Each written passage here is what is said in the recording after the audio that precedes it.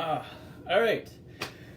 Good morning, folks. It is Nathan, and I want to just thank you for joining me this morning for our live chat. It is, April. I'm still kind of in the process of waking up a little bit. It is what it is. I actually got a good night's rest, but sleep just sometimes escapes me, and it's always just feels like it's a matter of catching up. But that's my thing, not yours. So in any case, I would like to take a moment before getting into the actual discussion topic and welcome some new members, because we had a few of them that I realized they'd been sitting waiting to get in, and I for some reason didn't get the notification. So everything's been updated, and I'm really happy that everybody's here. Welcome to the group. I just want to say this. I really hope that you enjoy your time being in Coffee Talk with Nate, and if you ever feel like you want to join in on a discussion or start your own, or you're looking for some help, just put it out to the group, and one of us will do our best to answer your questions.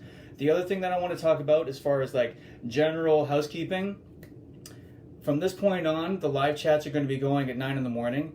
Big reason behind this is because at 8 o'clock in the morning, I'm awake, but I'm not necessarily coherent, and no matter how much coffee I have. And the other part of it is most members are spread out between two different time zones. So even when I want to try and get guest speakers to come in, because that will be happening, I want to make sure that we have a start time that works for everybody, whether it's the West Coast where I'm at or closer to the East Coast where right now I think it's like lunchtime. If I start this at 9, I just find that that's an equal medium. It's not too early for some, not too late for others, and I really hope that it just works. So there's that. From this point on, live chats will be taking place at 9 in the morning, at least whenever I have to do them. If it's something earlier, I don't know. Maybe question my intentions, why I would get up to do something earlier than 9 in the morning on a Saturday. If you live in the central Okanagan region, I just want to mention that I will be speaking in May at the Balanced Wellbeing Storyteller Tuesday night session. And I'm really, really stoked about this because I've attended one. I'm going to be going to the one in April. It was really cool. So, like, if you've never been to one before and you want to kind of check out to see how I am, then grab a ticket for May, and I hope to see you there. And if not, c'est la vie. With that, I think that takes care of all of our housekeeping. We've got a lot of information to go over because for this month, as promised from last month, I'm going to be talking about effective stress management techniques. And there is a ton of information. So I just want to try and get as much of that in as humanly possible.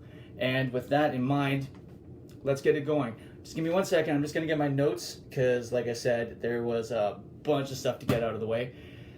But let's jump into it. So last month, or actually 2 months ago, I did a survey, and this was the topic that got the most votes. So I really wanted to dig into it, get as much info as possible. Here's what I found. Now, I'm speaking from personal experience as a professional and also just on a personal level, but I've also been able to dig around and find some stuff that works for or reports that were found online, different groups that had a whole bunch of very common information or similar information. So what I've done is just kind of compile almost like a Cole's notes of the whole thing, and that's what I found. So the first thing I want to go over is, there's lots of techniques that we can discuss, but what is stress? There's pros, there's cons of feeling stress. I also want to talk about the difference between stress and burnout, because if you don't catch the signs of burnout early on, you could really be doing some long-term damage to yourself. Stress is common, and for the most part, it's actually a healthy response.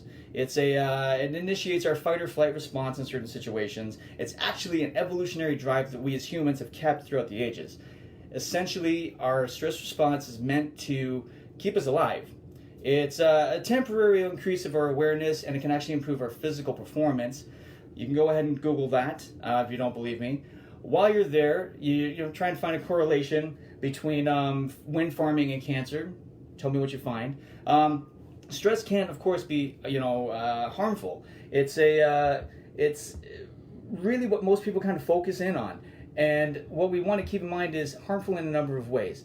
The positivepsychologyprogram.com states that it's a repetitive exposure of stress within our bodies. It's proven to lead to long-term psychological and physical kind of health issues. So I'm talking about like cardiovascular disease, diabetes, high blood pressure, chest pain, hair loss, infertility, increase in acne, weight gain, blood clots, anxiety, depression. In children, it's actually been proven scientifically that a child's developmental growth is affected when they're subjected to excessive or chronic stress. So it actually, when I say that there's issues of the developmental growth, it's because that there's a reduction of the growth hormone that's found within the pituitary gland. I can't speak this morning.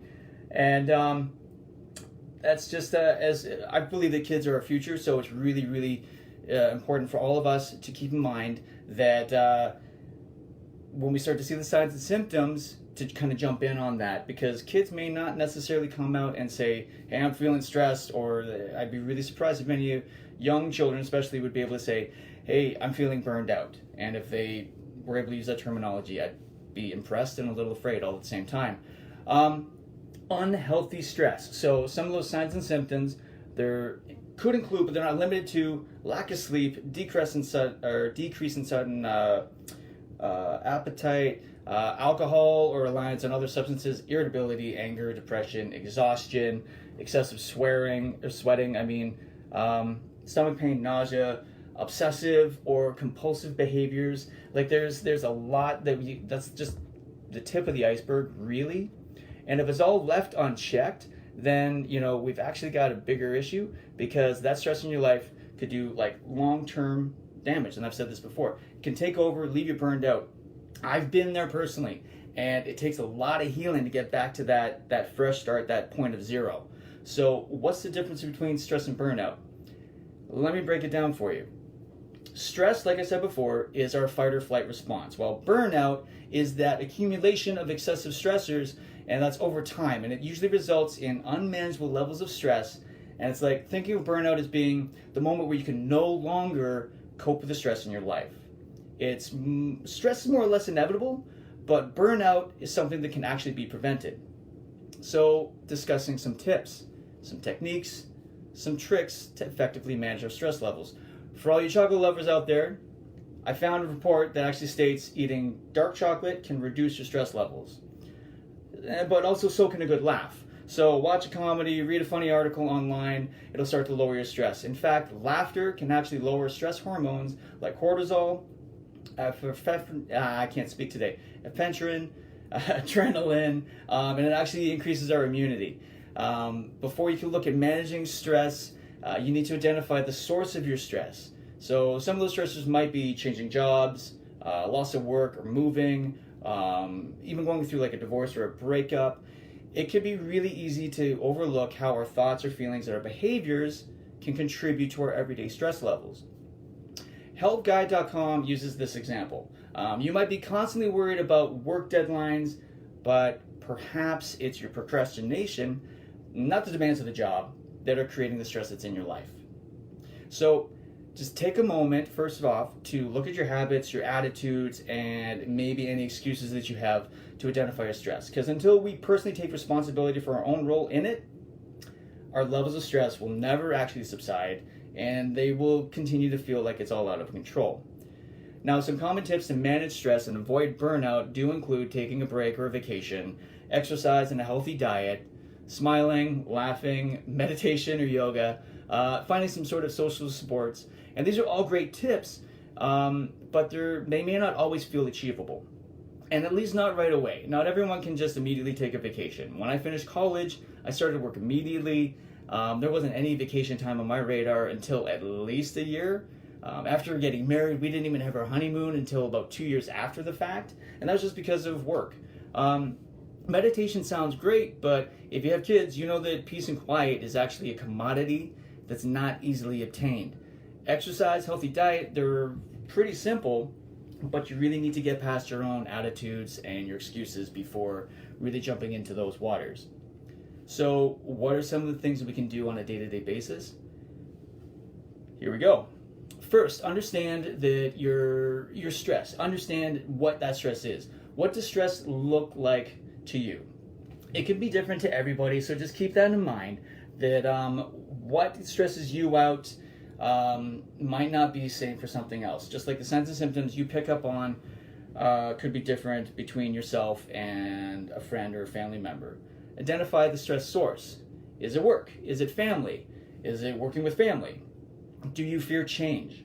I mean, there's literally thousands of triggers that are out there, so you got to be able to identify what they could be and what ramps up your emotions. Now, after you consider what your stress signals are, what I want you to do is maybe write it down and make a list. Like, do you get stomach pain or do you feel nauseous? Do you, do you get headaches or do you feel a little jittery and nervous? Breaking out into a cold sweat, that's a personal favorite of mine. We all have some kind of like internal alarm, so I just want you to take a moment and think about yours. What's your go-to tactic to calm down?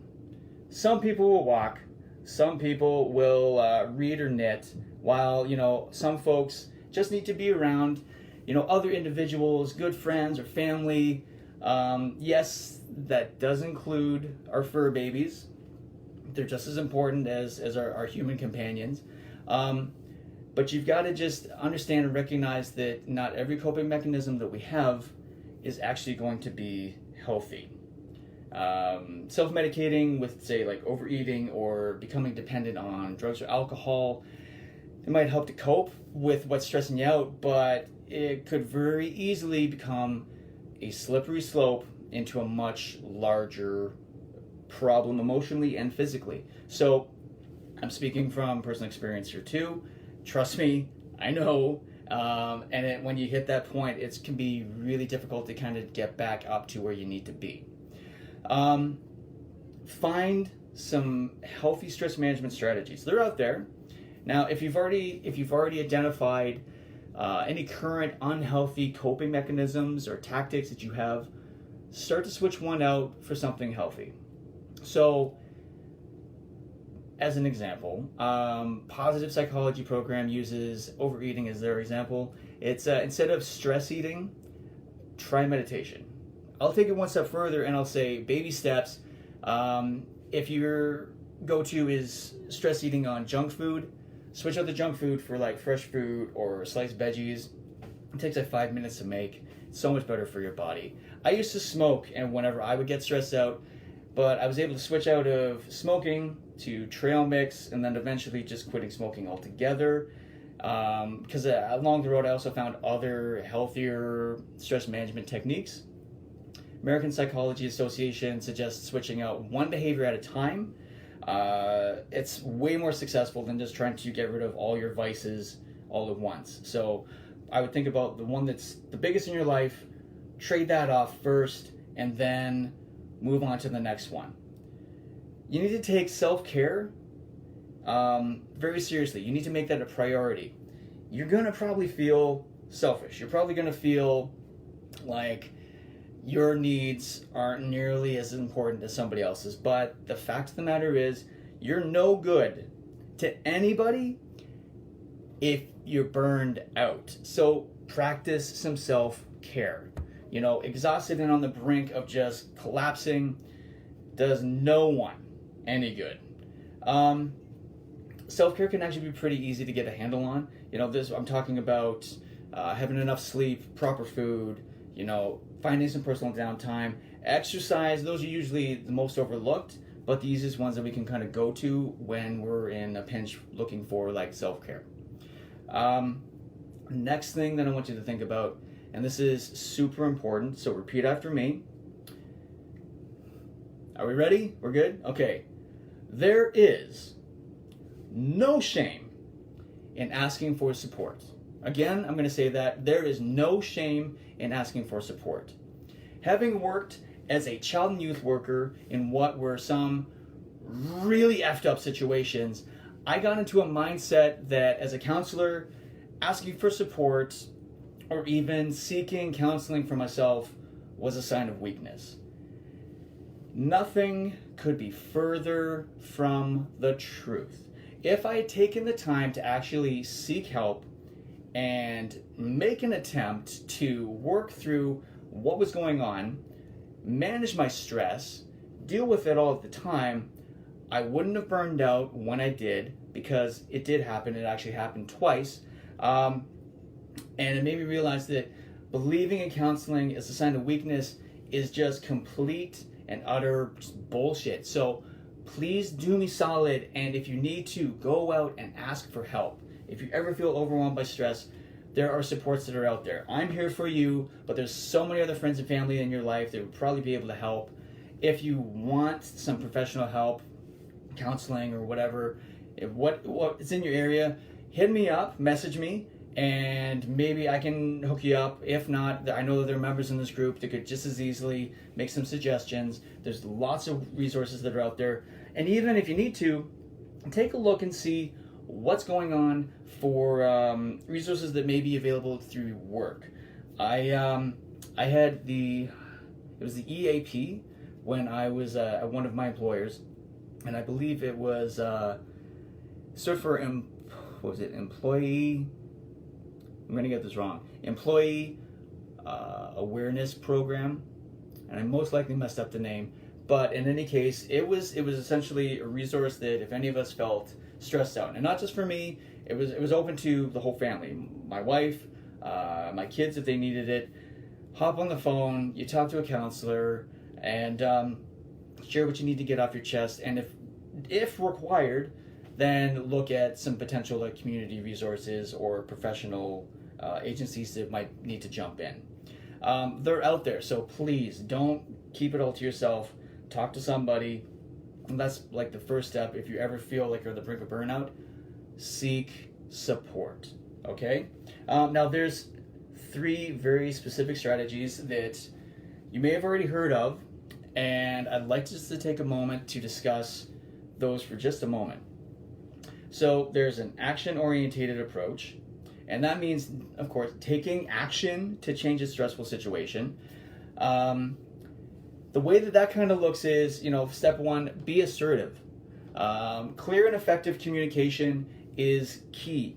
When you're assertive, you ask for what you want, or you're able to explain what is bothering you. It has to be done in a manner that's firm and fair, but still having empathy for the others around you. Get comfortable saying no when you need to. If you feel like you have too much already going on, there's nothing wrong with saying, I can't help right now, I gotta take care of this. Second thing is reduce your noise. Make time to shut off and step away from technology. I realize that that's probably a little comical to say that over a social media site, and some people like to point out that fact whenever I bring this up. But I mean, the truth of the matter is, first off, you do not need your phone by your side at all times. You don't need to get notifications. The world will not come crushing down around you because you chose to ignore your phone or your laptop or your tablet, etc. Take time to just turn it off. Step away from it. It's actually better for your body and your mind and your sleep pattern if you leave all your technological devices, electronic devices, leave them alone a solid hour before you go to bed. And the same goes for individuals that may try and watch some TV. Maybe you got a TV set up in your room. I know for us, like we have a TV set up, so we'll watch a little movie or whatever before we fall asleep. It is what it is, but we also set the sleep timer so it shuts down so that we still don't have the TV going all night. The screen's not on. We do what we can to, keep me especially, I like to keep my tablet away from my bed.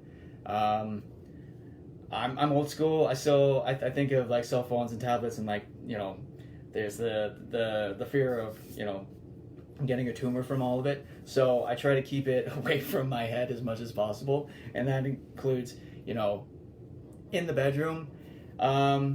If you ever feel like you're just getting notification after notification after notification, there's nothing wrong with just like turning it off, stepping outside, taking some time for yourself, read a book, whatever. Just reduce the noise. Now, the third thing when it comes to an action-oriented approach, manage your time. Simply put, prioritize your tasks, organize your time, organize your life, and you'll notice that things can start to become less stressful. It's as easy as just creating a calendar or a notebook or whatever, an agenda. There we go. That's what I was looking for, agenda. And once you've got that, then you're set. Because, I know some people feel like, oh, I'm trapped to my schedule.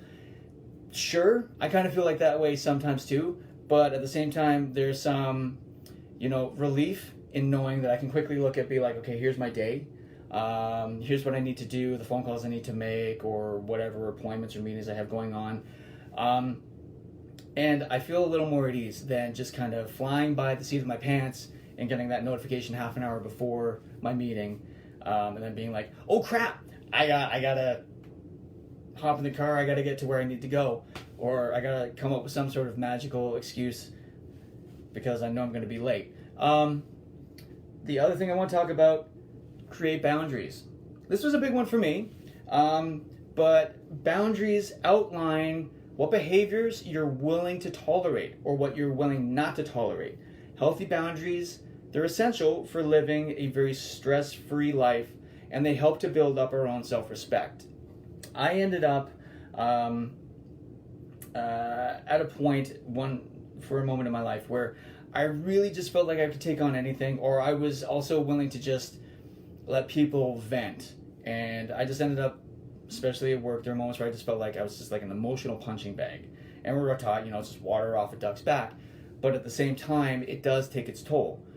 I had to, reassert myself and say, in few situations, I'm better than this. I'm better than having to stand here and listen to your crap or listen to you just talk trash about me, or my coworkers or my family or whatever. You can insert your particular situation into that scenario. Boundaries are huge, so you need them in your life. If you haven't already implemented them, start now. You can thank me later. The other approach that's out there is emotion-orientated approaches, and that's where what you're doing is you're changing how you perceive the stressful situation. The first thing that comes up is affirmations. Now, I know that might sound like granola eating hippie crap, but affirmations actually work. It's proven by science. And unless you're the current president of the United States, I'm hoping that you would probably still have some faith in our scientific community. At least I really truly hope you do. Please tell me you do. When you think of a positive experience, your brain actually perceives it to be a reality. Sounds weird, but it's true. So replace all your negative thoughts with positive statements, and then challenge the way that you see the world around you. I'm a big fan, big advocate for a positive mental attitude. That doesn't mean that I'm happy all the time, far from it, but it does mean that I do what I can to kind of reframe how I do perceive the world. I use a little more empathy when I'm dealing with somebody. If somebody's being a jerk, then I got to remind myself that they may be going through some stuff that I have no idea is in their life.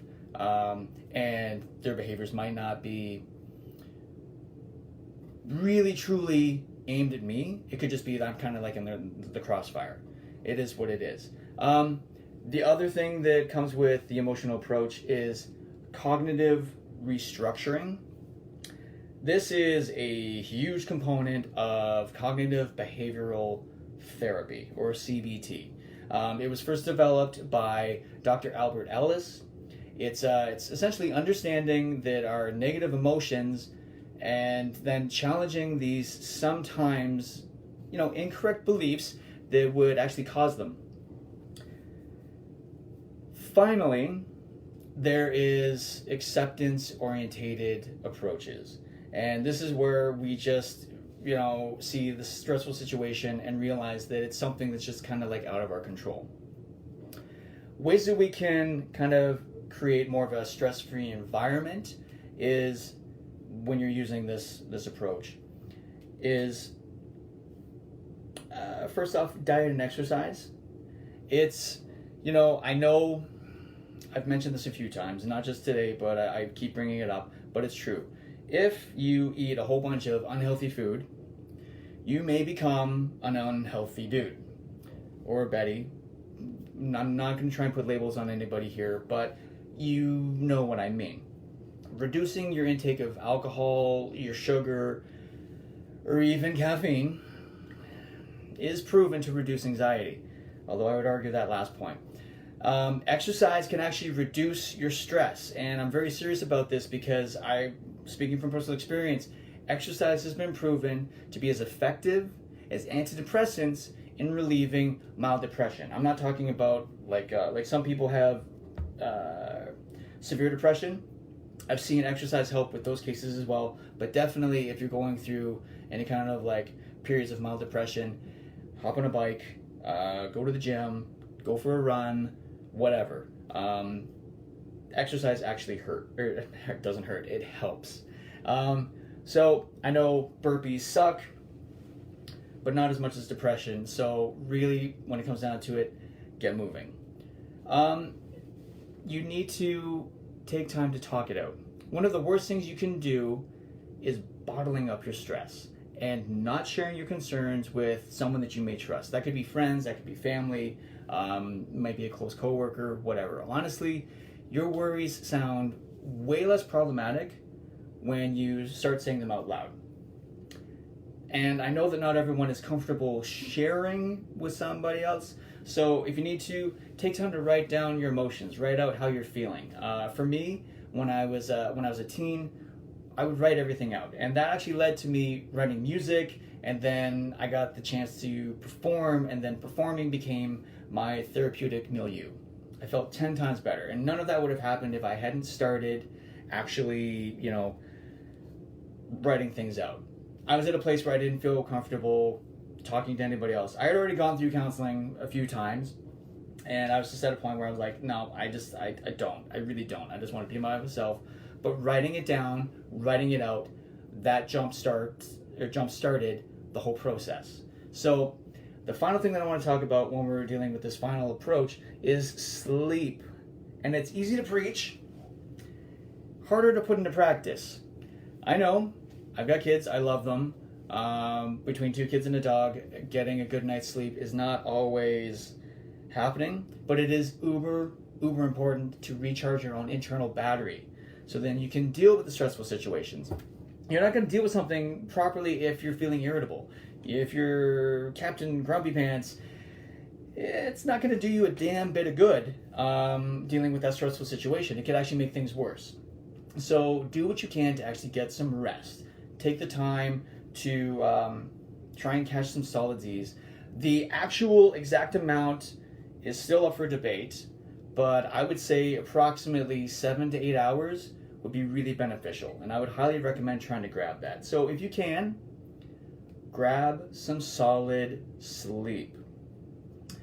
I know I kind of burned through a lot of information, but I hope that this helped.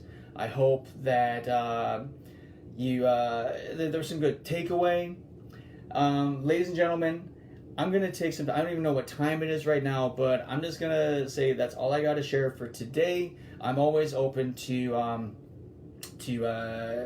further discussion. If you want to, you can message me, or you can always email me. It's all good. Beyond that, I got a farmer's market that I'm going to go check out this morning. So I'm going to sign off.